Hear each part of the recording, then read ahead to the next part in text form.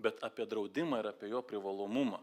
Na, aš atsiprašau, būtent ta vidurinioji klasė, iš jos yra, pagrindinės pajamos į valstybės biudžetą, kurios gelbsti ir tiem mažiau pasiturintiem.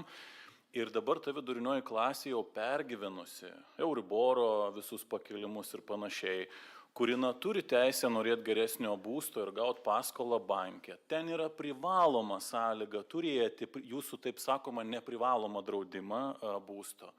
Nori turėti geresnį, mažiau taršų automobilį ir saugesnį. Būtina yra sąlyga apie jūsų kalbamą kabutėse neprivalomą autotransporto mokestį, nekalbu apie civilinės atsakomybės.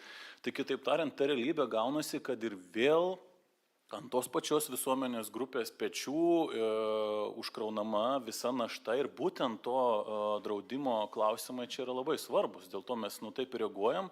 Ir aš matau, kad tiesiog pradės žmonės, nežinau, jeigu nebėgti iš Lietuvos, tai tikrai dar gilint šešėlį ir mums didžiulis pavojaus šauktukas.